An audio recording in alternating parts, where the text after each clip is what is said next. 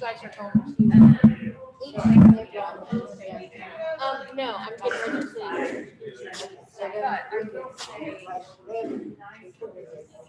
Okay. So they each got a card like this, and so when it gets to this part, it's a short answer to raise their hand, and then you can say, oh, you did engage them, and then kind of the same deal here. If that experience life, or if you served on any of that, where you served and so on.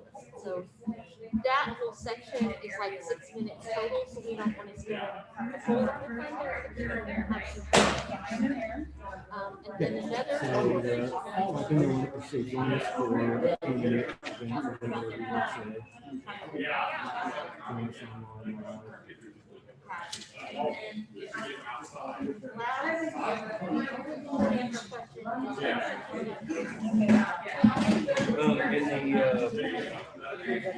Yeah, and that's the other thing is if there's anything along the way that you hear or see that deserves probing or has to follow up, absolutely have to speak with. Slash. You don't want to get too caught up on just one subject, but it's completely okay to dig a little deeper. So I was waiting for Lawrence to give me the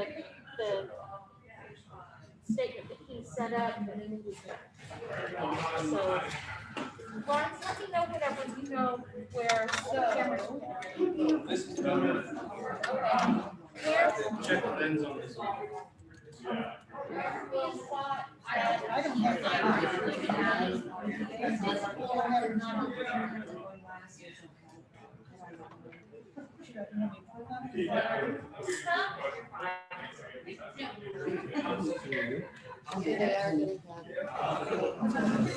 Try capital ROC. And whenever you figure that out, Mrs. Rachel, and you tell her, you guys talk directly. I got to do something different now.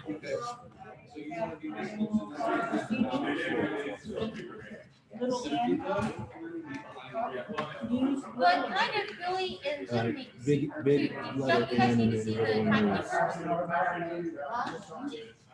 Do you feel like you guys need to be able to see the timekeepers? No, as long as she says stop or something. If there's a convenient place for it, where we can see it. They have this more important Yeah, people click that link and they can click on it. Yeah, He was over on the side. Click on the link Would and all the way on the side be okay? it'll take you straight to that. Okay, probably all the way on the side on either end. And Over here on this side. is Robin's chair set up for the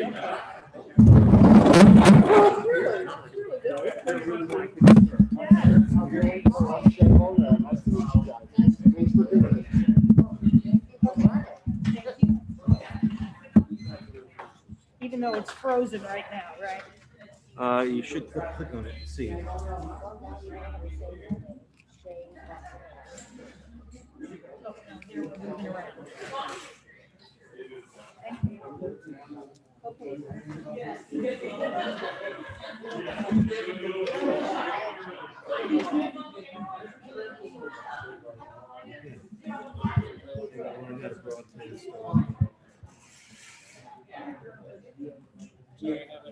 I'll have a thing printed out. Should be fine, but in the future, ministry starts 5 minutes early at least. Always gotta be there early. That's one of the things that church people will.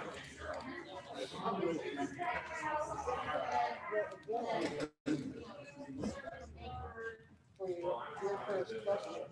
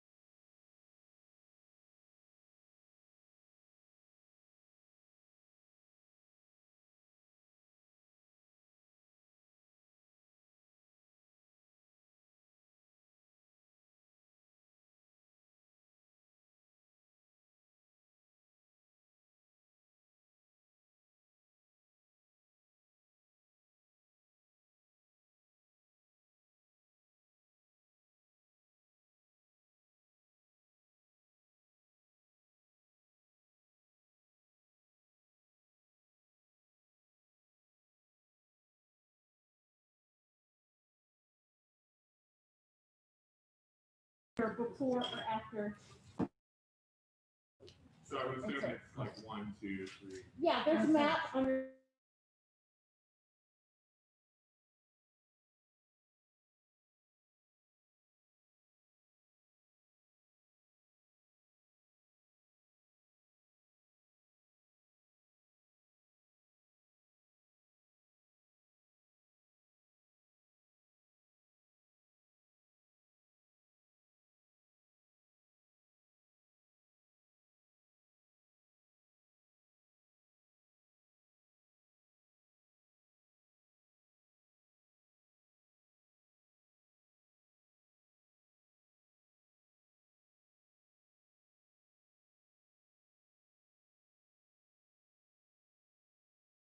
That once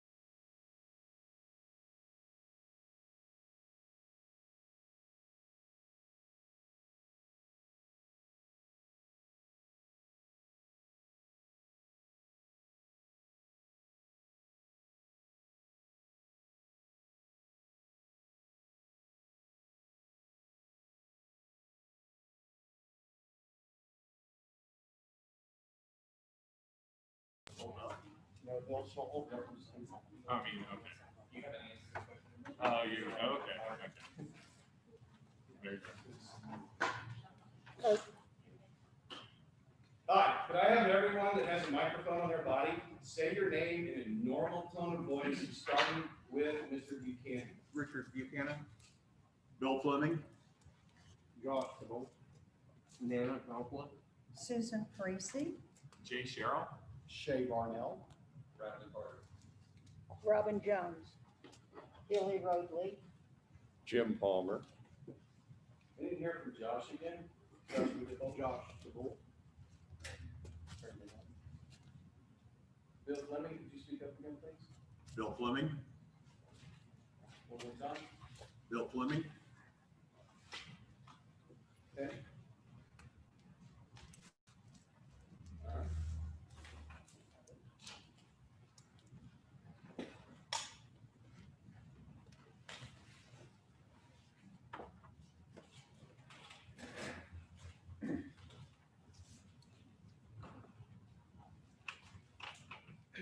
Welcome to the Oklahoma City Council Candidate Forum for Ward 1.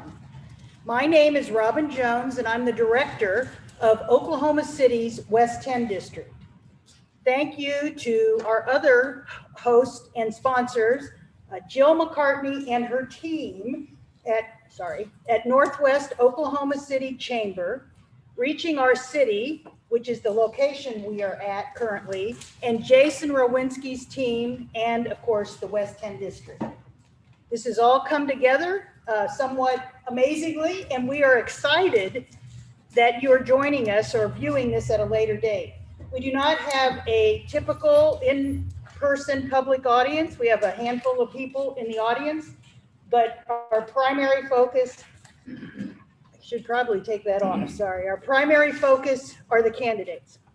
Everyone in our city watching this will have the privilege and the responsibility to vote as an informed voter, not just voting, but as an informed voter on Tuesday, February 9th. We hope you will use this time to provide at least one source of information and ask that you share this link with others. All candidates were invited, but Megan Scott, who chose not to attend due to COVID concerns, will not be participating this morning. Moderating the forum will be Oklahoma City broadcast journalists, and you'll probably recognize the names. They're both Oklahoma Journalism Hall of Fame members, Billy Rodley, who you will probably be familiar with from several places, but mostly KTOK and OETA, and then Jim Palmer, who has served as an anchor reporter, news director, and probably a lot of other things I don't know in media outlets in Oklahoma City. I appreciate them moderating, very excited about you moderating, and I'm turning it over to you. Great. First of all, thanks to the candidates for stepping up and getting engaged in your city. This is wonderful to have this many people who want to be involved. And Jim Palmer is going to ask you to introduce yourself. Okay, thank you once again for participating in Ward 1 Oklahoma City Council Forum. And appreciate you being here today very much. We're going to alternate the questions and we will go from left to right to begin with. Our left, Our left, your right. then we'll reverse. We'll go this way Okay. initially. The first question we have, and this is for Richard Buchanan. Was that the first question? Yeah, you're gonna introduce yourself. Introduce? Oh, I'm sorry, really, it's not the first question. We do need to know something about you, so introduce yourself. You have 60 seconds. 60 Opening seconds to statement. do that. Make an open statement, introduce yourself. Sure. I'm Richard Buchanan. I have lived in this area since the 1960s. I am married. I have 5 children, 2 grandchildren. I attended Putnam City Schools, graduated from Putnam City West High School, was recruited by the University of Oklahoma for the leadership class in 1975. And while I was there at the college, I started my first company. And my company is Colorcraft Painting. Our company's completed over 8,000 new homes during its existence and has over $2 million in revenues a year. I own other companies. I was in leadership Oklahoma City, Class 8, and I'm an active member of Council Road Baptist Church for the last 50 years. And my motivation for running is pretty much, I've said this before, is Philippians 2, 3, and 4. Do nothing from selfish or empty conceit, but with humility of mind, let each of us regard one another as more important than himself. Do not only look out for your own personal interests, but look out for the interests of others. Okay, thank you very much. Appreciate that, and being on time. Next, we have Bill Fleming. Bill, would you like to introduce yourself? You have 60 seconds. Yes, Thank you. First, I want to thank the West End District and the Northwest Chamber of Commerce for sponsoring this morning. We all appreciate that. I'm married. I've been married to my wife, Sharon, who's here with me this morning for 56 years. We have 2 children. I have a small business. I'm an independent contractor. I chaired the first Max 3 Wellness Center, and we were able to get that up and running just before COVID hit. We had 6,900 members in that facility. It was a great experience. I've seen Oklahoma City during some really difficult times. Sharon and I moved back here just right after the Penn Square crisis, and people were leaving, jobs were non-existent, property values were plummeting, and it was a bad time. We really had a black eye then. And now things are a lot different. We're seeing Oklahoma City grow. There's a lot of opportunity here. Amazing things are happening. But we're also facing this COVID crisis, a lot of other problems in our city. And I think my conservative Christian values and my business experience and the things that I've done will help me very much in representing Oklahoma City well. Thank you, Bill. Thank you very much. Next candidate to introduce himself is Joshua DeBolt. Yep, good morning. First, let me also thank, the Northwest Chamber, ROC, and West End for putting this event on today, as well as the other candidates for being here. I'm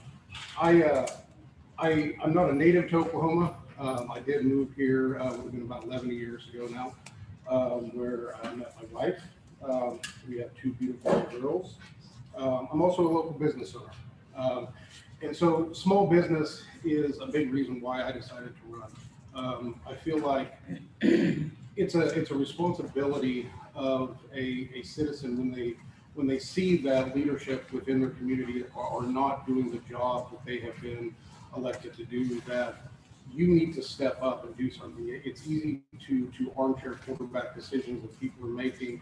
It's another thing to step up and say, I'm going to do something about it. So running for city council is not a want. It is what I feel is a responsibility as an Oklahoman and as an American.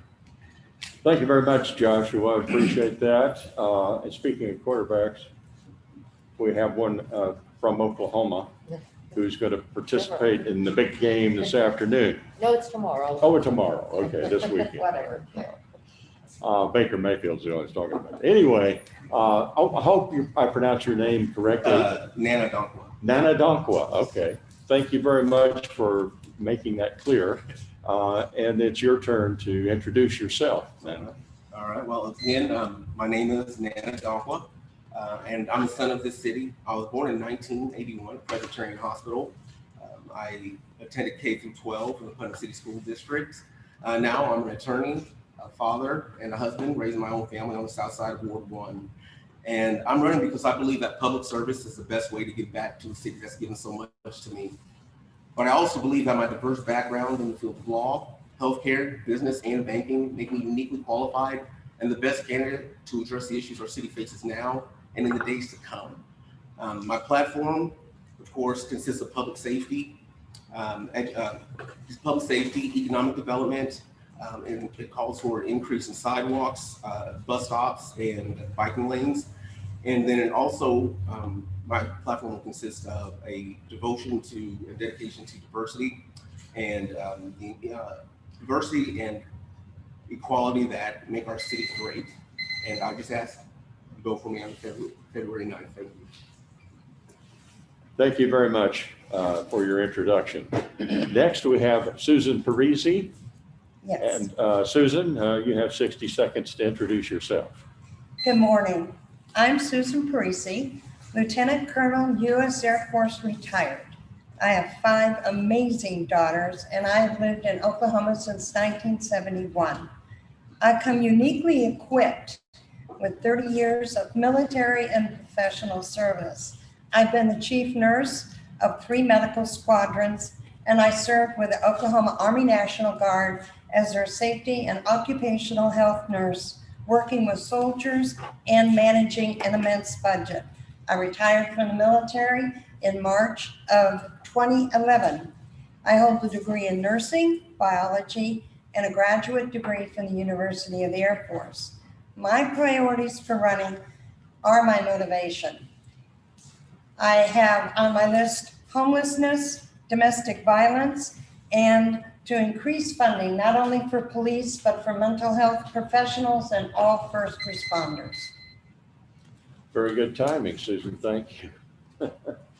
Okay, next we have Jay Sherrill. And Jay, you want to introduce yourself to us, please? Sure. My name is Jay Sherrill. I was born and raised in Ward 1 in Oklahoma City. My wife, Jessica, and I both graduated from Putnam City Schools. We have 2 kids who are 3rd generation Putnam City students. And for the last 6 years, I've currently served on the Board of Education for Putnam City. In addition to that, the last 16 years, I've worked in healthcare with a large company, Quest Diagnostics, delivering laboratory services to hospital systems around the United States. We manage about $600 million a year in revenue. For me, I'm running because I was encouraged by a good mentor of mine, former Mayor Mick Cornett, who agreed to support, endorse me, and be the chairman of my campaign. My priorities, if elected as your next council member, will be to focus on public safety, improvement of city streets and infrastructure, keeping the promises of MAPS 4, making sure those projects are delivered on time and on budget, And then obviously I want to build relationships with our community, with our neighborhood associations, and with our small businesses so that they have a voice down at City Hall. You can learn more about me if you go to jforokc.com, and I appreciate your vote on February 9th. Thank you very much, Jay. Thank you. And next is Shay Barnell. And Shay, you want to introduce yourself? Yes, I would. Thank you very much. My name is Shay Barnell. I'm a 45-year-old small business owner here in Oklahoma City. I'm married to a former school teacher, and I have two beautiful daughters that attend Bethany Public Schools. I've lived in Oklahoma City my entire life and lived in Ward 1 since 1983. I was president of my homeowners association for almost 10 years, where I first got to meet our current city council member, James Greiner. He would come speak at our annual meetings every year, and through that relationship, he called me a couple of years ago and asked if I would be interested in running or being on the Traffic and Transportation Commission. Of course, I wanted to serve the city of Oklahoma City, so about a week later, Mayor Holt appointed me to the Traffic Commission. Through that Traffic Commission, I got to know the inner workings and the processes of Oklahoma City. And when Councilman Greiner decided he wasn't going to run, I was approached by several city leaders and elected officials about taking over his spot. And through those discussions, I knew I was the right guy, and that's why I decided to run. Okay, thank you very much, Shay. I appreciate it. And last but not least, certainly, Bradley Carter is here. Bradley, you want to introduce yourself? My name is Bradley Carter. I have lived in Oklahoma for more than 35 years now. Born in Florida, was an Air Force brat, so we came back home. I graduated from Bethany High School.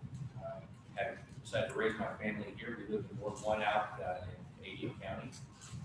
And it was actually when the city councilman, James Greiner, decided not to run, that I was actually approached by a number of our neighbors and constituents and asked if they would consider to do so. Through much prayer, my wife and I decided this was the route we needed to go. And it's actually the endorsement of all of our neighbors and the people that live in Ward 1 that had really kind of motivated us to continue to do so. I own a small business. It's a coffee roasting and distribution company in Grounds for Passion. And that has uniquely qualified me to meet a number of people across many different backgrounds and situations and learn a lot of the different aspects of what we need to face and the different issues that we need to address here. Thank you very much. Again, I'm Billy Roadway. I'll be asking the first question. Some of you have addressed this issue already in your opening statements, but we'll start with Bill Fleming. And the question is, what do you feel are the two most important issues the Oklahoma City Council should address? You have 60 seconds. Well, the first thing, due to the rapid growth and everything that we're experiencing in that area, I think infrastructure has to be a top priority. We have to get our roads and our streets, sewers, and also police, fire, and every other aspect of infrastructure up to speed to accommodate that growth. Second, I think my priority is to make sure that the citizens of Oklahoma City are well informed, that they get engaged. I was thinking the other day what an amazing thing it would be if we could get everyone involved in what we could accomplish if we could just get people plugged in and working. All right, thank you.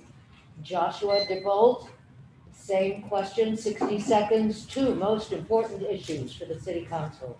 Yeah, thank you. So I come from a law enforcement family. My father is a retired 22 years as the chief of police. And so law enforcement to me is something that's extremely important. I have coming from a law enforcement family, I have a great understanding of that behind the badge and understanding what those law enforcement officers go through. And so when I see sitting city council members who are actively calling for, the defunding and divesting of our Oklahoma City Police Department, that's something that troubles me. And it's something that I believe as a voice and an advocate on the city council that I can speak for what I believe is the opinion of most Oklahomans, which are that not only should we not be looking at defunding our law enforcement, but we should be looking at ways that we can fund them better for better equipment, better training, and to keep Oklahomans safe. Additionally, I would be looking at the homeless issue, specifically our veteran population that is homeless. Even one veteran is far too many to be homeless in Oklahoma City. Thank you. Nana Dankwa, also 60 seconds, the two most important issues facing Oklahoma City Council. I think from First would be economic development. I think due to what we've gone through with COVID-19 and how it's affected our local economy and our small businesses, I think that it's something that we need to pay attention to going forward, especially with this next council. I also believe that we can achieve that by supporting our small businesses and also through development and, if possible, development of more affordable housing for our most vulnerable citizens. I also think the next thing would be, again, like infrastructure. I think that's important. I know on my side, I live on the south side of Ward 1 right here, and I know that we need more sidewalks, bus stops, and we need more, I guess, access to the rest of the city. So I see people who are go uphill in a wheelchair against traffic, and so that makes it very hard for me to see whenever I'm like, we need some more sidewalks. But we have on our side, we have sidewalks to go to a bus stop, and then it just stops. So I guess mobility would be the same thing. Appreciate it. Thank you. Susan, 60 seconds, 2 main issues for Oklahoma City Council. Very concerned with homelessness. I think if we could address homelessness, we would address food insecurity. We also would address crime, drug abuse. We also need to have an early domestic violence warning system. I would very much like to see that people who have, women, men, who have ever been a victim of violence, to be able to have an early warning system in their home. I feel we could partner with ADT or Vivint and get an early warning system. And then I believe that we also need to increase our budget, not only for our police, but for our first responders, and to increase mental health workers so that they can work with victims of violence and address homelessness. All right, Susan, thank you.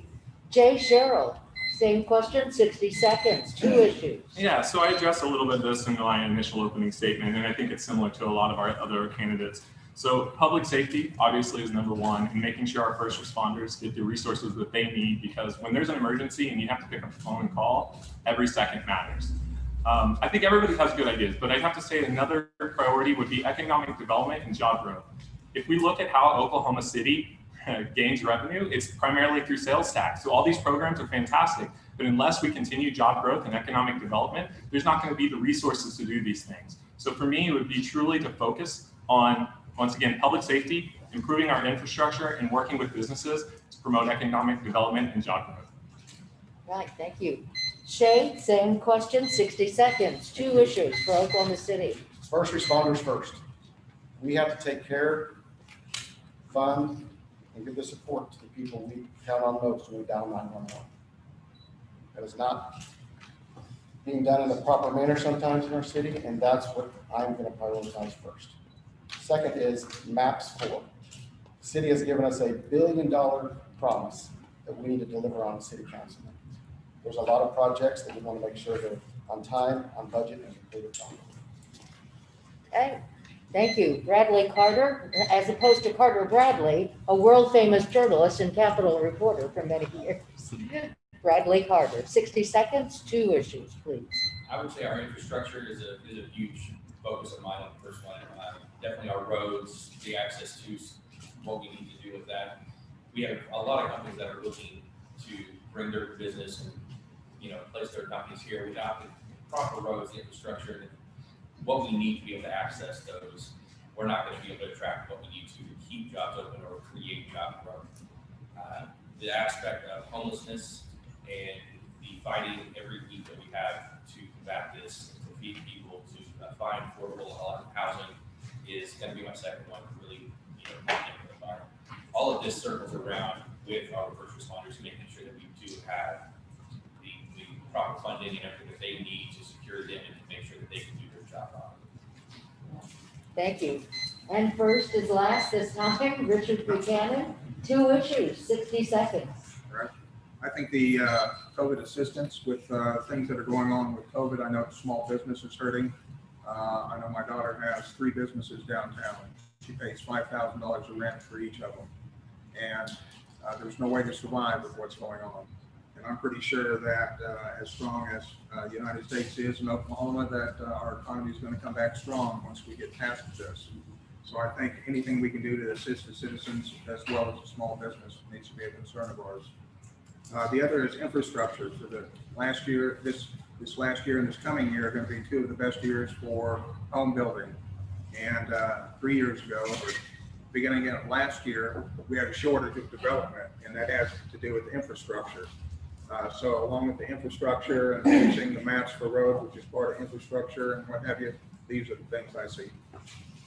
Thank you. Jim Palmer, question 2. All right, question number 2, and let's start over here on the right, All right. my right, with Bradley Carter. Oklahoma's COVID rates are currently among the highest in the country, with hospitals and medical teams overwhelmed. What do you think of Oklahoma City's municipal leadership on addressing the pandemic, and what approach would you support? You know, I support the people and the freedoms. I don't know that it's really in our realm of authority to really address this as much as we have. And I believe that we need to trust the people. It's our constitutional rights to be able to have that. People want to do the right thing, but we also need to keep our businesses open. We need to be able to move. We've seen many different factors between suicides, between alcoholism, spousal abuse, child abuse that have also become very high due to this rain. So I think there's a number of things besides just the COVID aspect that we need to really look into, investigate, and figure out what that's going to be.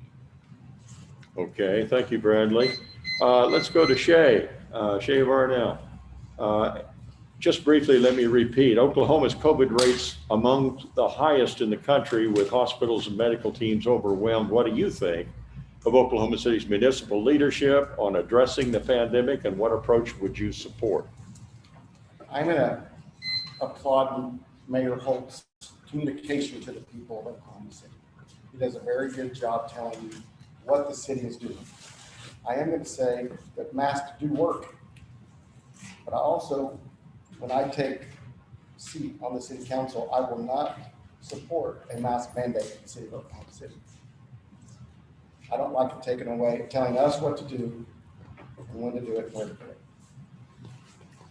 Okay, thank you very much. Jay? Yeah, you know, I work in healthcare. I work with hospital systems. I've seen the impact in front lines, and I, like a lot of other people, have had direct family members impacted by COVID. It's real, it's important, and it's an issue that we need to tackle head on, right? It's going to get worse probably before it gets better. So for me, I think that we could have handled this a lot better in the city and in the state, but by educating the individuals, educating the people to the point where we might not have had to have a mask mandate. Unfortunately, it didn't come to that. I'd have to say that I don't love the idea of the city telling us what to do, but I would have likely supported a mask mandate and would probably continue to do so until it improves or gets better. Okay, thank you, Jay. Let's go to Susan, Lieutenant Colonel. Yes, sir. Well, being a registered nurse, I am passionate that we do need mask mandates. This disease is airborne, and it is captured in droplets, and it is spread. And when we have inconsistency and misinformation and people who want to have their rights over other people's rights, it's not going to cure this disease. We need to have consistent information. If everybody would wear the mask, do the thing, and we need to have the vaccinations. I went to McAllister last week, and it was an amazing situation how they had it set up and how they delivered the vaccine. We need to we could use our Army National Guard to assist in getting this vaccine done. Masks, vaccines, hand washing, education. Okay, thank you, Susan. Let me repeat. What do you think of Oklahoma City's municipal leadership on addressing the pandemic, and what approach would you support? Nana? Yes, I am totally in support of the city's mask mandate. I have no issues with that, so that's the approach I would support. I worked in healthcare for almost a decade as a surgical tech. My job was to keep the sterile field or keep the surgical site sterile. So I understand how important it is to have the proper things in place, like a mask to prevent anything coming onto my face and also to prevent any kind of disease from spreading or infecting the site. So it's important to me to wear a mask. I also think that's very important to our economy. I think in order for our economy to really bounce back, we have to have the mask mandate in place and in order to keep our business open during this pandemic. And then also, mask mandate helps mitigate the burden that's placed on our medical facilities and our healthcare workers by reducing the amount of people who need to be hospitalized, and keeping beds open for those who may need it, other than a cancer patient or other than somebody who's caught COVID. Thank you. Okay, thank you, Nana. Joshua, you're next. Thank you, Jim. So I believe that Oklahomans are uniquely able to and want to take care of other Oklahomans, want to see other Oklahomans safe. I absolutely would not support and do not support a mask mandate. I don't believe that whether it is local government, state government, or federal government should have the right to tell citizens whether or not to wear a mask. I believe that the citizens of Oklahoma are smart enough to make those decisions when necessary for themselves. I believe we've had a large failure within COVID is within our school system. As a father, the detrimental effects that kids are experiencing by having not been in school. Some now, Tulsa, for example, will be up over a year not being there. I think those effects, we don't even know what the long-term effects of that will be at this point, but I believe that we can take care of each other. Okay, thank you, Joshua. Bill Fleming, municipal leadership on addressing the pandemic, and what approach would you support?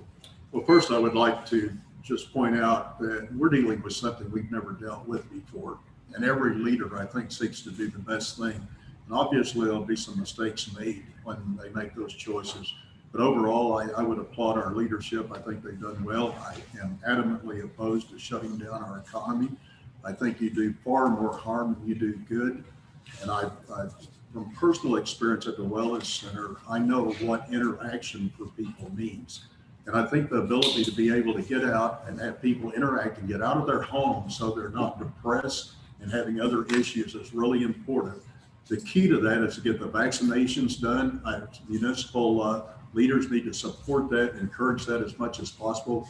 We have to do everything we can to see that people are vaccinated and then well educated so that they do have the choice to make right choices and decisions. Okay, thank you. And Richard Buchanan? Yeah, I think the mayor's been forthcoming. I think he's been informative, and I think he's been proactive in his approach to all of this. I agree with the mask mandate for a period of time, but not permanent. I think there's more positives than negatives associated with that. But as a city, I think that we need to be more involved and more forceful through the state, through the federal, to find out where our vaccines are and be more involved in finding out why we're not receiving them and be more demanding of that.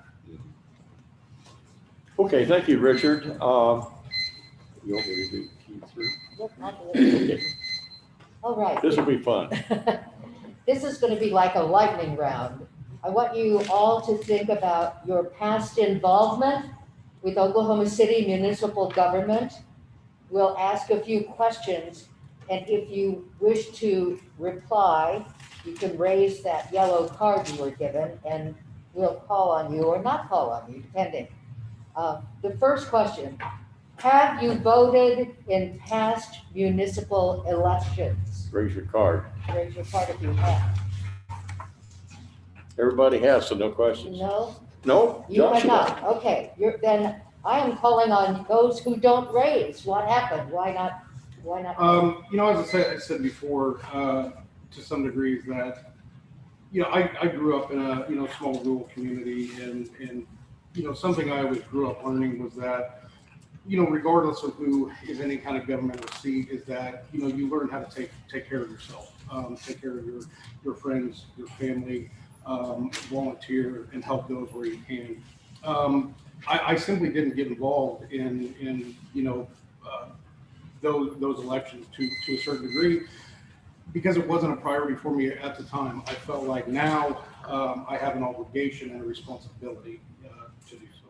We'll assume that you're going to vote February 9th. Correct. Okay. Second question, again, thinking about your past involvement in city municipal government.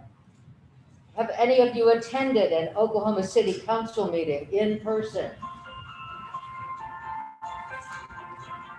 Okay, see, two, Joanna and Susan Bradley and and Bradley have Nana. not, okay. Why not? Why have you not attended? Um, 30 seconds, I'm sorry. 30 seconds for why I'm not attending. I believe the city council meetings happen on Tuesdays. Yeah. So I spent most of my life working in the school. It's hard to take off into classes and things like that in order to go to those meetings. However, I have had interactions with my city council person. So I've had time to be able to talk to them outside of a meeting. Susan, Lieutenant Curley? Having been in the military, working full-time, having a large family and a lot of military obligations, it has been a time constraint, not due to lack of interest. And I would follow up via the internet afterwards, but in person, I have not been able to do it because of other commitments. And then, was it Bradley? Bradley. I've been growing the business for the last 11 years and started it off with just myself and have been really trying to kind of keep that going, and that takes a lot of your time and a lot of your focus. Since the end of 2019, early 2020, I've been able to follow up with Zoom and watch a lot of meetings, but I have not been able to attend. Again, all these answers, 30 seconds. Any of you served on any city commission, task forces, or boards? I mean, kind of, school board, does that count? I mean, it's not city City related. municipal. Municipal it is. Okay. Shay, can you take 30 seconds, say where have you served? Sure. I currently serve as the Ward 1 representative on the Traffic and Transportation Commission. I was appointed almost 2 years ago. It's been a great insight where I've learned about city government and how it really works. I'm proud to know that I'm the only one up here that's done that. So I think I have a better understanding of what's to be expected of me come take a seat. And Jay, 30 seconds. Yeah, I am a local elected official. It's about as local as it gets. I represent our families in Putnam City and our students and our kids. I've served on the Board of Education for 6 years. I've made tough decisions. I've worked with other board members and our administrative teams to ensure that we're delivering high quality service and education to our students. Again, I've served and I appreciate serving. I look forward to continuing to do so. Jim Pollard. All right, I think we're going to question number 4, and these are 30 seconds. This is the 30-second question. Answer.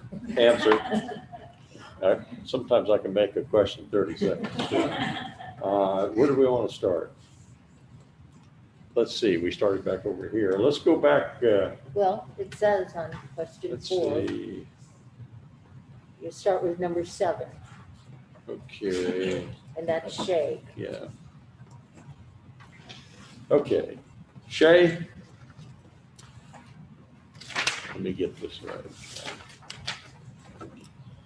What is your idea of how much time you'll spend monthly as a council member, and what kind of constituent engagement should we expect?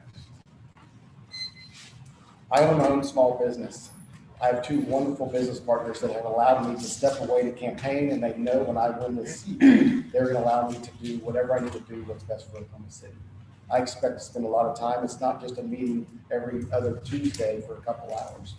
I'm going to be expected to show up at homeowners association meetings, local events held by like West 10 with Oklahoma City Chamber of Commerce, and I will do that as much as I can, which will be a lot.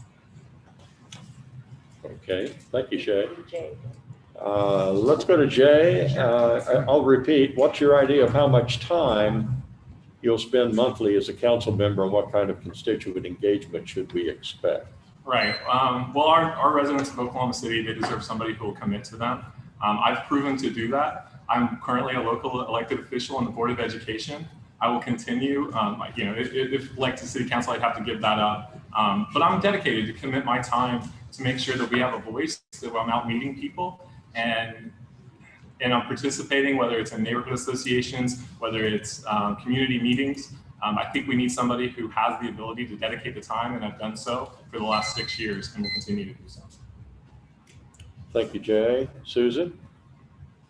Well, being a retired person, I have a lot of freedom to be able to devote extra time to this cause. I believe it's important. I want to engage Ward 1. I want my neighbors to know that I hear them, that I see them, and I will be available whenever I am needed. Okay. Yes. Let's go to Nana. Oh, yes. I expect to spend as much time as possible. I want to be able to engage with the constituents.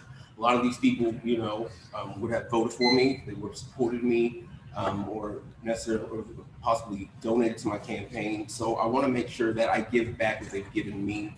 And if they were able to give me the seat in Ward 1, then I definitely want to be able to give them my ear and be able to help them. It's one of the reasons why I ran this was I wanted somebody to talk to.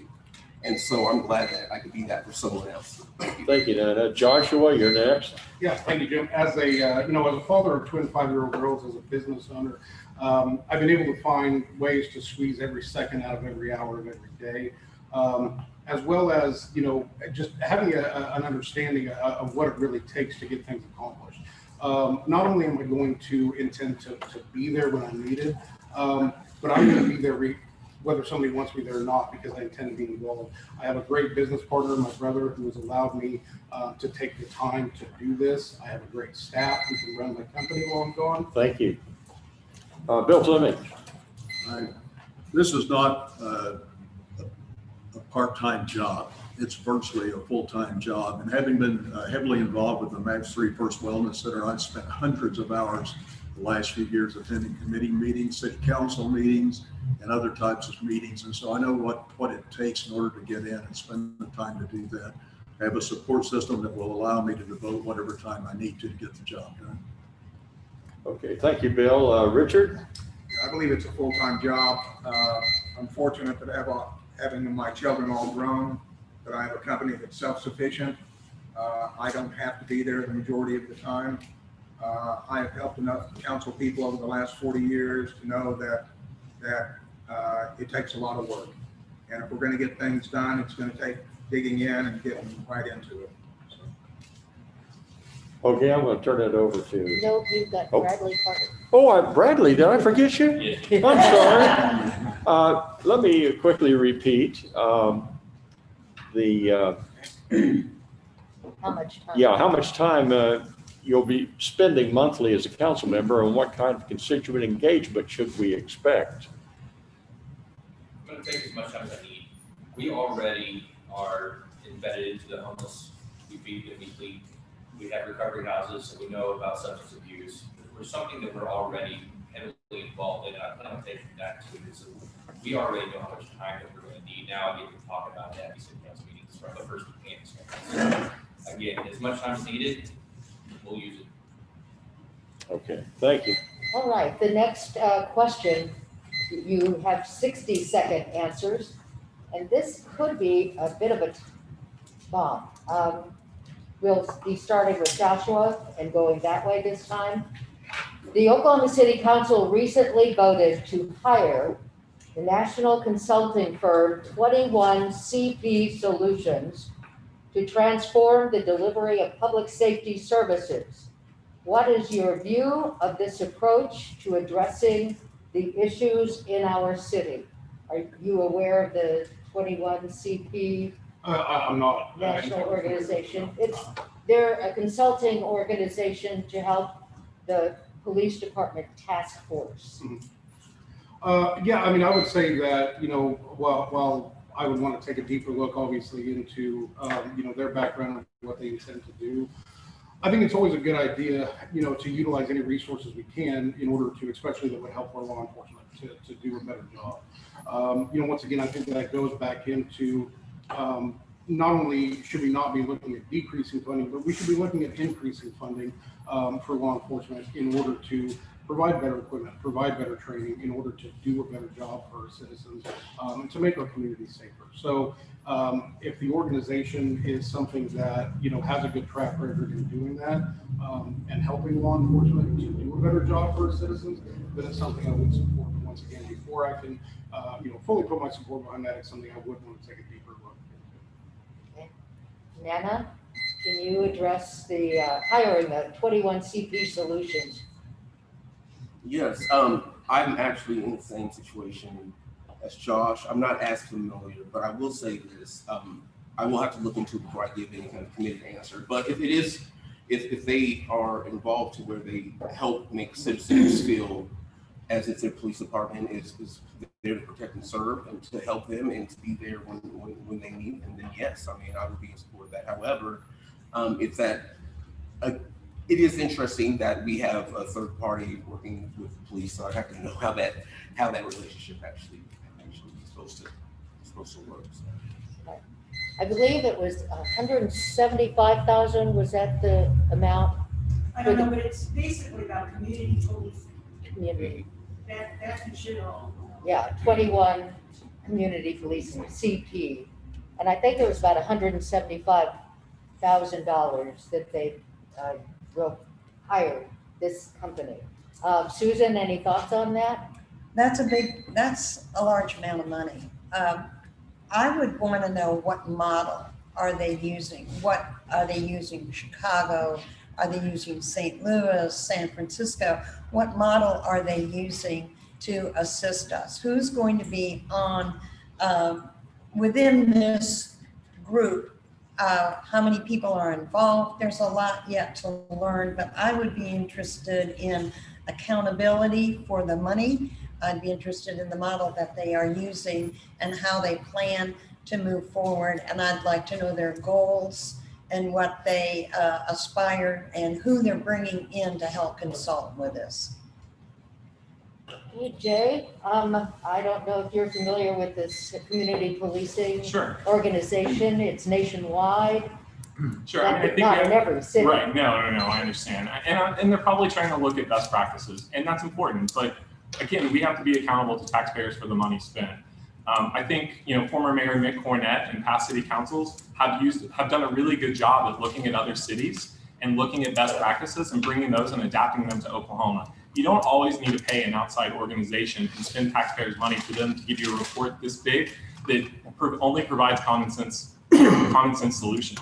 So honestly, I mean, I think that I'd have to take a critical look at that contract, make sure that every dollar that's being spent is returning value back to the citizens of Oklahoma City. And again, is it worthwhile to actually spend that? Can we do that on our own or look to other cities and provide best practices back to our city? Okay, thank you. Shay, 60 seconds. What do you think about hiring an outside consulting firm? Well, I'm very excited about the police task force. I think there are changes that need to be made in our police department. And if we get a national view to help us make those decisions or make those recommendations, I encourage that. I don't know enough about the 21 CEP program to make a definitive stance on it, but I would like to see on what they tend to provide, the models that they tend to use to help us make the best decisions for the citizens of Oklahoma City. Okay, Bradley? This is the first I've heard of it, so I can't really speak to it. They've already obviously signed a contract and brought them in. There's not a whole lot that we can say about that part of it. I am interested in seeing kind of their, the outcome that they come to and what our ROI is going to be for the city and for our citizens. Other than that, I'm going to pull back until we figure out more. You're not alone in this. No. A lot of people. And the vote was just taken last month, at the end of December, that the presentation was made. And I will say it was a split council vote. Richard Buchanan, anything to say about a consulting firm? Sure. I think if the company has a good track record and it has good results, then I think it's a good thing. I think we have a lot of old policies that are no longer, they're all out of date. I support the police, but I don't think it takes 5 guns to take one guy with a knife down. And I am appalled watching on TV across the United States how easily our citizens can be shot down. And Bill Fleming. I'm not familiar with the mandate that was given to them and what the expectations are. Consulting firms can add value. They can do a good job and give you ideas you hadn't perhaps explored before. Having said that, I would be adamantly opposed to anything that dilutes our police force in any way. Those men and women put their life on the line all the time. I highly support them, and I would just want to make sure that any recommendations that came back allowed them to do their job in the best way possible. Thank you. Question 6. Okay, question number 6. Ward 1 covers interesting swath of northwest Oklahoma City. It shares borders with Piedmont, Yukon, Bethany, and War Acres. What's the role of this council person in fostering collaboration with these municipal neighbors? Let's start with Jay. Sure. I mean, I think it's critical.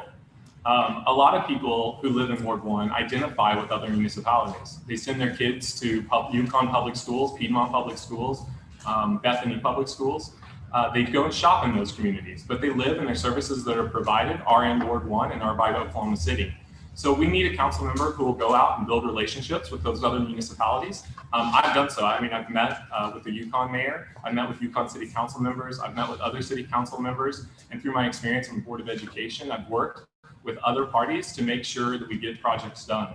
So when we go to look to pave streets, it'll be a lot easier if we're lining up resources with our other municipalities to help work and coordinate together to complete those projects. So I'm committed to understanding that it's not just about Oklahoma City, but we have to critically build those relationships with the other municipalities to make sure that we're working for all the citizens of Ward 1 in our area. Good timing, thank you. Let's see, let's go to Nana again. Nope. I'm sorry, you want to go Susan? What is the role of the council person, Ward 1, in fostering collaboration with the municipal neighbors? It's a very important role that we take seriously, because our ward wraps around our other sister communities of Bethany, War Acres, Piedmont, and Yukon. We need to have a collaborative relationship because our problems are their problems. They have food insecurity, they have homelessness, they have drug and substance abuse. So if we can be a collaborative partner working together with these communities, we will solve issues that affect all of us all the time, and we can use each other's resources and bounce ideas off and work as a team. Thank you, Susan. Let's see, I think we want to go left again, don't we? Yeah, Nana? Yeah. You're back up. What is the role of this council person, Ward 1, in fostering collaboration with these municipal neighbors that we have many of?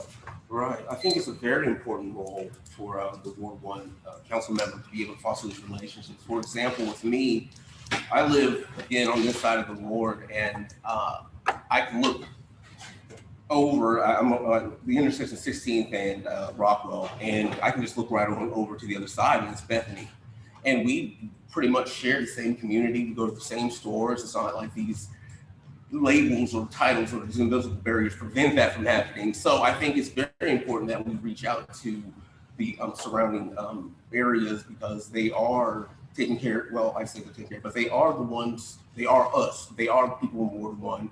They're the people that we go to store with. They're the people that we go to school with.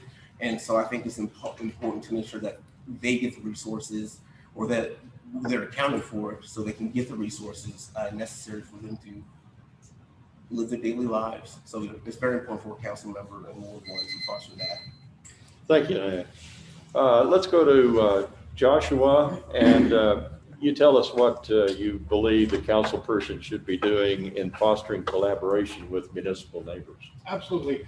So as a business person, building relationships is something that, that you have to do. And I think anybody else here who owns a business or, works on one understands that relationships are the cornerstone of anything that you do. Through my company, I have the opportunity to work with other local business owners throughout Oklahoma, throughout the United States, and even in Canada. And so building strong, lasting relationships are something that's extremely important and that I have a great ability to do. I think doing that with the communities that surround us, all within Ward 1 and all across Oklahoma City, are going to be extremely important to do that. I've been an ambassador and a volunteer for the Greater Oklahoma City Chamber for coming up on 7 years now. That's given me a great opportunity over that time to make a lot of great relationships with city leaders and foster those. And I want to continue to do that as a city council person. Okay, thank you, Joshua. Let's go to Bill Fleming. Bill, fostering collaboration with municipal neighbors. Without a doubt, that has to be a priority for everyone in Oklahoma City that's involved in interacting with those city governments. Existing contracts and agreements are in place for a number of things already. There has to be a lot of cooperation. If Oklahoma City improves a street and runs it right up to the city limits of another city, and they haven't improved it and it next down to 2 lanes, it's a great problem. And so there has to be a lot of interaction, a lot of work there. And that means that you have to get to know people on a personal level, because those things are done by agreement, not by mandate. Thank you, Bill. Let's go to Richard Buchanan. I agree. We have to have a personal relationship and cooperation with the city managers, the mayors, and the city council members there in Piedmont, Yukon, Surrey Hills area, for instance. And I don't think they can be a forgotten area just because they're not in Oklahoma County. But I think we also have to have cooperation and with the county officials of Oklahoma County as well as Canadian County. I remember years ago when my father was a county commissioner here in Oklahoma County, that Councilman Jim Scott called me. He said there's not enough funding for one of our big parks that we have. Is there anything that we can do or trade to make something happen? So he was able to divert his funds back to the park, and the county went ahead and paved that road and did that work. And so I think you need that kind of cooperation. You can't have it without getting involved with the folks. Very good point. Thank you, Richard. Let's go to Bradley Carter. Collaboration with municipal neighbors. I think it's very important, and it's something that I already do just in our normal business as it is right now. I've been fortunate to have good friendships and even endorsements with some of the state representatives that mirror all of these here. Jay Siebel, Reverend Stark, Denise Crosswhite Hater, and I've been working with Mark Hater and already talking to him about some of the things that we could possibly do now already up the roads out in Surrey Hills area, North Yukon, West Piedmont, or East Piedmont area. So being able to build on those relationships that we've already garnered, I think is going to be something that is not only important but vital. Okay, thank you, Bradley. Shay? Well, every day I take my children from Oklahoma City through War Acres into Bethany to drop them off at school. So I can see that we are already working with those municipalities to make that transition easy for us.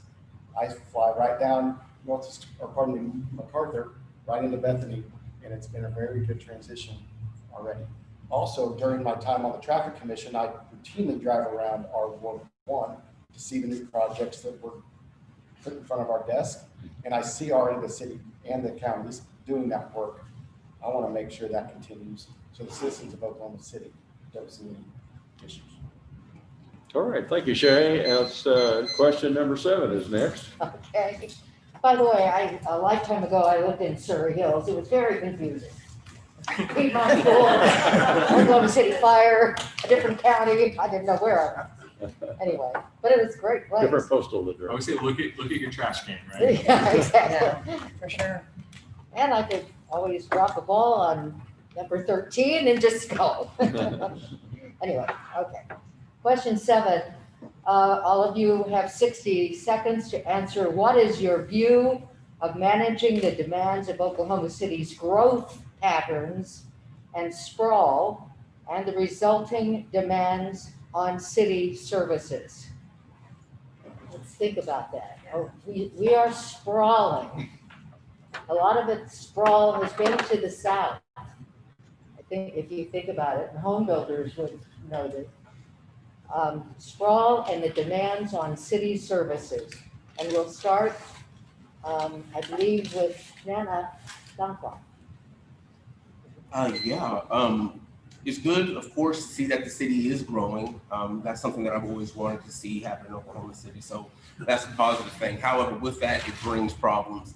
And usually transportation problems is what I see, especially on the south side here of Ward 1. We need, again, like I said, we need some more bus stops, things like that to be able to accommodate the population here to get from one side to another, so people who live on our, who live here can access to their medical facilities, go pick up prescription drugs and things like that. So I do think that the urban sprawl presents an issue as far as transportation goes. I think that the growth also presents an issue as far as representation and things of that nature, because if, maybe I shouldn't go down that path, but I would say that in order for us to keep up with this or with the growth, we're going to have to expand economically. Well, thank you. Okay, Susan? Well, for the city sprawl and how we're growing, we need to address the traffic issues. I think we also need to look at investing in electric vehicles. We need to improve our transit system, and we need to beef up police and first responders to handle all of these things that are happening and to focus on managing a city that runs well. Jay, we still don't have our limbs picked up. You We should don't see- live that far out. You should see my house. It's terrible. Okay, Jay, fix my limb problem. How are you I- gonna handle city Amen. sprawl and city services? I've got a chainsaw. I can come over and help you if you need to in a truck. But, I think that, what a good problem to have. I mean, it's growth, right? It's growth within our city. I think that we need to take a critical look at the way that we charge fees to businesses and development.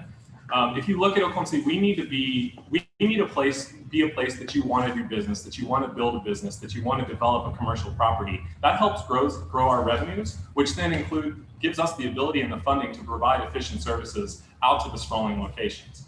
So, I would take a critical look and make sure that Oklahoma City is a place that people want to start a business in. Honestly, if they can go to Yukon, or if they can go to Mustang, or if they can go to War Acres or Bethany and start a business there because it's less red tape, or it's easier, or there's more incentives, that's a problem. And we need to make sure that Oklahoma City is on a path and in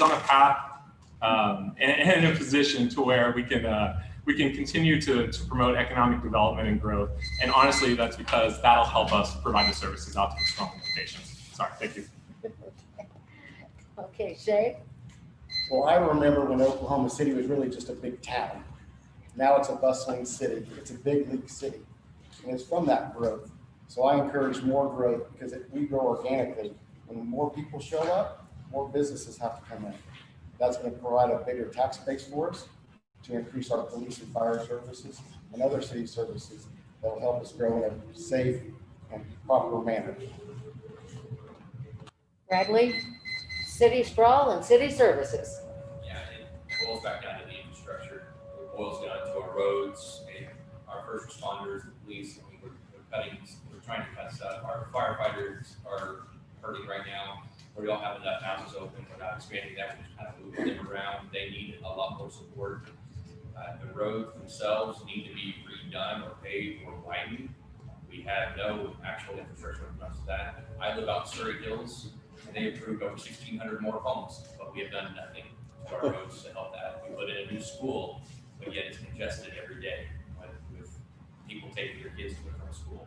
We have no plan in this, but yet we're still allowing it to grow. So I think we need to take a step back and really reevaluate a lot of what we're doing to help support this kind of growth that we're back on.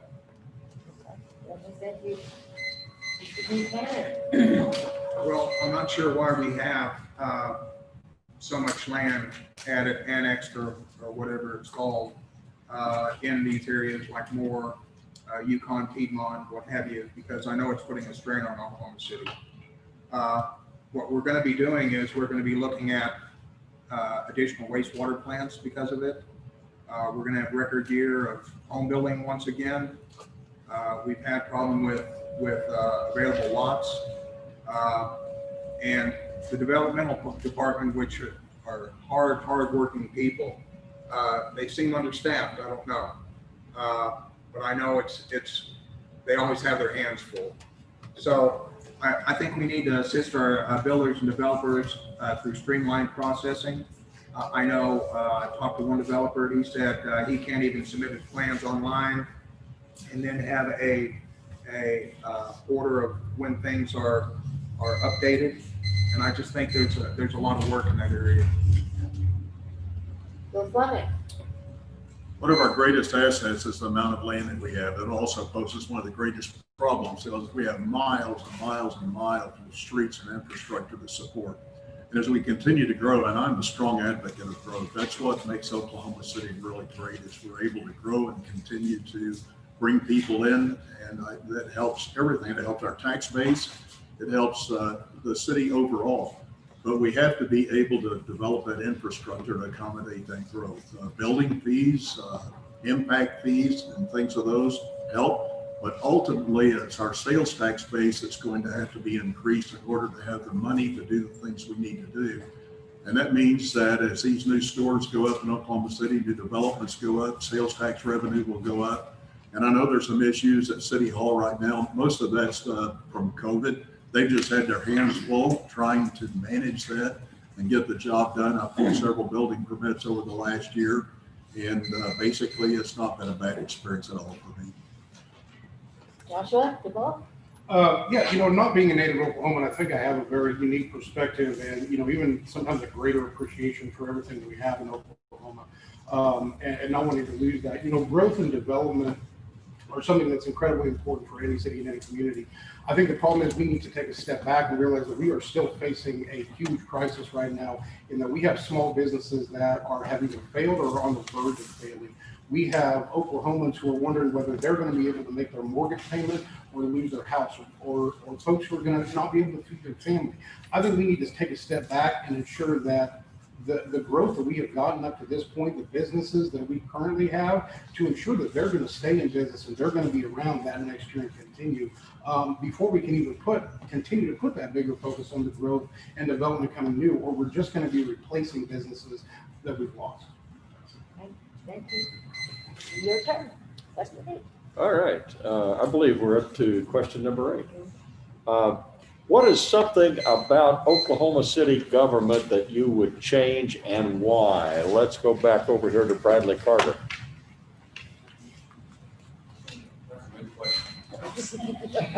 What is something about Oklahoma City government that you would change and why? I don't know that I have an answer to that. I haven't been involved in it enough to watch it, and I think it'd be a real naive comment to jump in there and start thinking that I'm going to be able to make changes right away. I think there's a lot that needs to be evaluated, and there's a whole lot more working together than it is just trying to go in and change things right away. Fair enough. Shay? Right now, our city council is made up of us city councilmen and our mayor. We are a lot of ceremony positions and don't have a lot of power to do some things. We're giving a lot of power to our city manager and assistant city managers. I think some adjusting of that may be warranted, just so we get more voices on some of the bigger decisions that are made. Okay, Jay? I think our city's done good over the last 34 years in the way that it's set up. I wouldn't see any big change. I think that the biggest change for me would be bringing a relationship building to it and its togetherness. I mean, again, I think we need to build bridges. We need to come together as each city council member and a mayor and work together for our citizens and stop the bickering and really try to represent the people of Oklahoma City and continuing its success and development for future growth. Okay, and Susan? I think our city government could take some more time in looking at best practices. I would like to see budget allocation to include a better focus on homelessness and a community living center. We need budget accountability. And I believe in the Share a Brain program, and if we can get good ideas from other places, we need to do that. Okay, and I want to bring something up right now.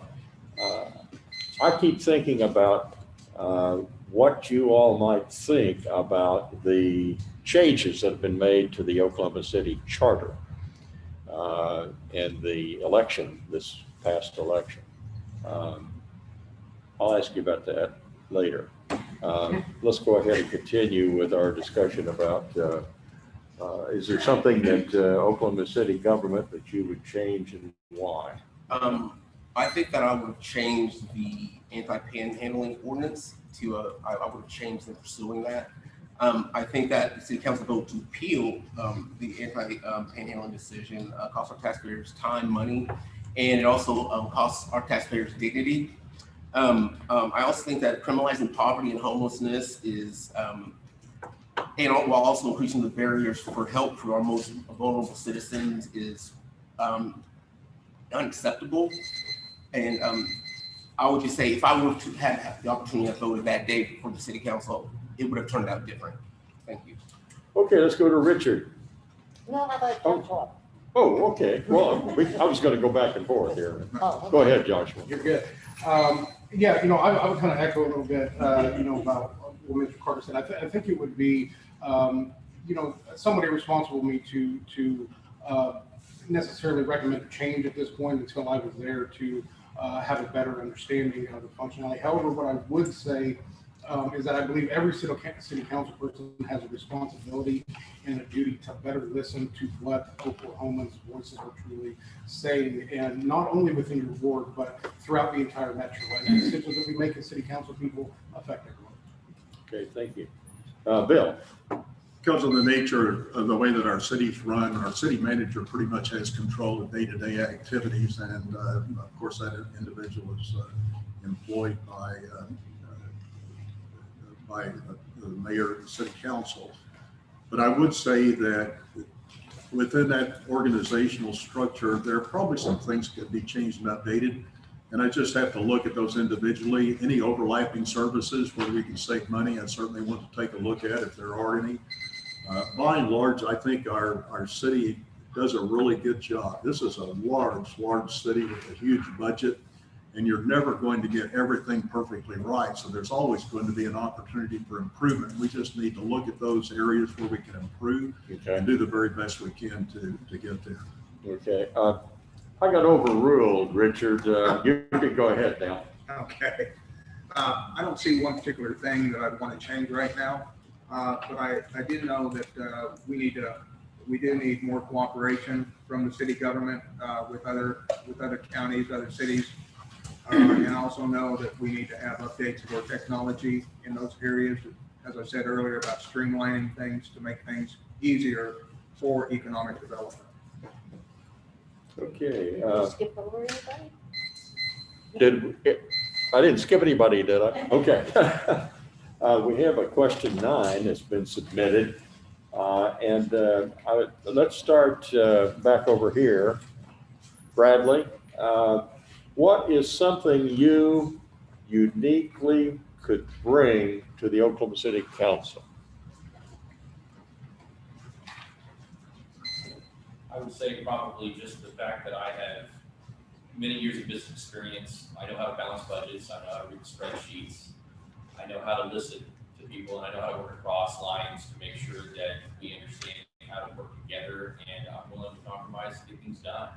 As long as that compromise doesn't break our character or our will. Okay, thank you, Bradley. Do Shay? you want these to be 30 seconds or 60 seconds? I'm sorry. Let's keep it to 30 seconds. Go ahead, Shay. Availability and relationships. I already said earlier that how available I could be for this city. I think that's important for that person to be there, to make decisions, to be there for its citizens in Ward 1. I also think relationships is very important. We have to be able to work together and stop the bickering and let us progress as a city. And Jay, what can you uniquely bring to the Oklahoma City Council? Sure. I mean, I believe I'm the only one up here who currently serves the citizens of Oklahoma City in a public office. I'd like to continue to do that. I've got a track record of being accountable to the voter. And in addition to that, through my personal and my professional career, I work on best practices all over the country with large health systems to try to streamline their laboratory services and provide technology solutions to deliver support. Susan. 30 years of military leadership experience, worldwide travel across the planet, and my experience lobbying on Capitol Hill and being an advocate for patients and people. Okay, thank you. Nana? Yeah, I think that what I would bring is my diverse background. I have a diverse background, like I said before, in the fields of business, law, healthcare, and banking. I also, in a personal level and educational level, I think I've been able to witness education in Oklahoma from a unique background. I mean, of course, K through 12, and then I've also got my associates, my master's, and then also my JD, and I've been able to witness different walks of life, I guess, in that regard, and see people at different levels. So, my background. Okay, Joshua. I'm not a politician.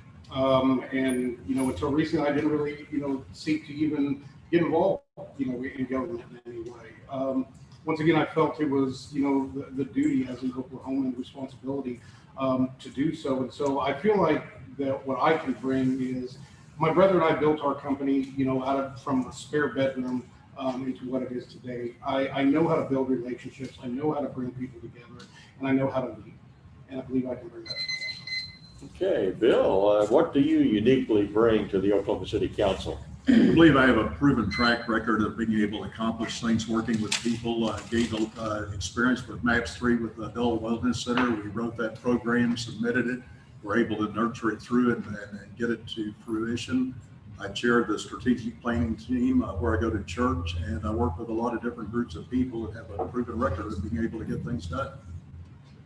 And you, Richard? Well, I think the 40 years of being in business for myself probably is the biggest asset. I started with nothing. I've been through hard times. I've been through good times. It's established now. We've done a record amount of homes. I have other companies.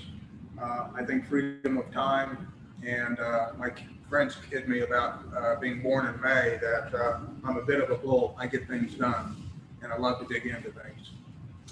Okay, thank you. Thank you all. It's almost like closing statements. Are we ready for closing statements? I believe so. Okay, closing statements, which is a lot like you just talked about.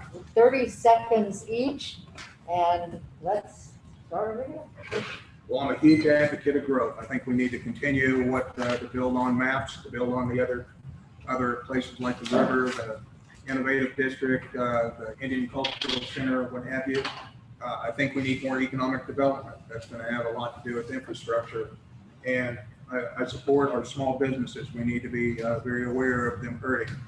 And I support our citizens, and the decisions we make will dictate how our children, our city futures look like. Perfect.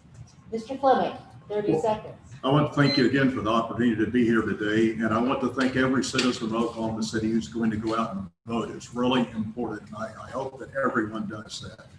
A lot of good candidates here. It's going to be a tough decision for the voters, and I would just ask that you would prayerfully consider who you vote for, and then when you go to vote on the 9th, that you would vote for me. I will work tirelessly to accomplish your objectives.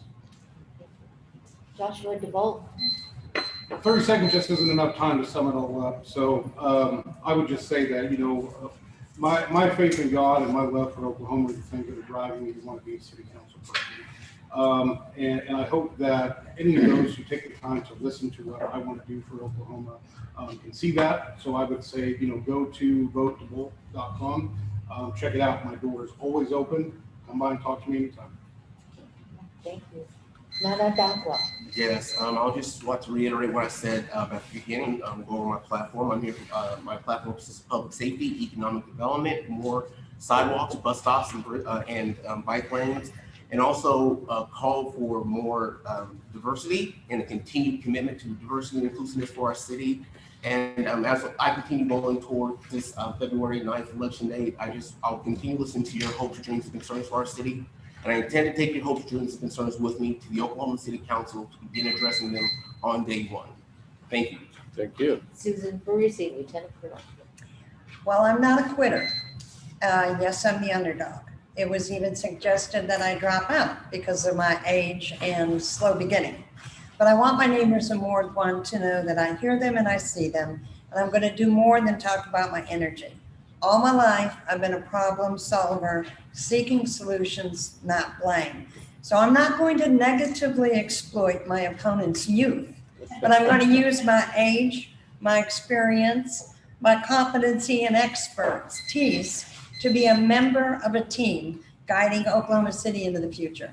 I heard Ronald Reagan in there. Yes, you did. I did. Yes, you did. Jay Sherrill, closing statement. Sure. I think I have a track record of public service. I am endorsed by former Mayor Mick Cornett. I've also been endorsed by the Oklahoma City Commercial Developers Association. I care about our city, and I want to continue to make sure it's represented, and we focus on public safety, priorities, and infrastructure, and economic development and growth. Again, you can find out more about me in my website, jforokc.com. Thank you, and I appreciate your consideration to vote on February 9th. Okay, and Shay? This election is about Oklahoma City and its citizens. I'm going to ask you to please do your research, communicate with me, whatever you need to know to figure out what candidate is best representative of your vision of Oklahoma City. I think the choice will be clear that it's going to be Shay Varnell. And with that, I humbly ask for your vote on February 9th. Right. Finally, Bradley Carter, your closing statements. I just want to thank you guys and the candidates that are up here. This opportunity today to talk. I hope that we've been able to answer a lot of your questions. It's very clear you've got a lot of good choices. So please feel free to go to Carter4Oklahoma.com. You can look up every platform that I stand for and what I will be fighting for you on. And I hope that I have the opportunity to earn your vote. You can email me, or you can call me, text me, and I will respond as quickly as I can. Thank you. Thank you all very much. On behalf of Mr. Palmer and myself, thank you for the privilege of being here today, and we'll turn it back over to Robin Jones. Thanks for running. Yes. Yes. Thank you so much. In fact, even though we're a small group, let's applaud. And a special thanks to those who are videotaping this. It'll be very valuable. Thank you. Oh, I don't have my mic. I'm sorry. Okay. So this will be posted in the next few days on nwokc.com, Northwest Chambers webpage, and also on the West 10 District OKC.com. And we are so grateful for all the hosts and everyone here. And that's the conclusion. Thank you. Thank you. Thank you.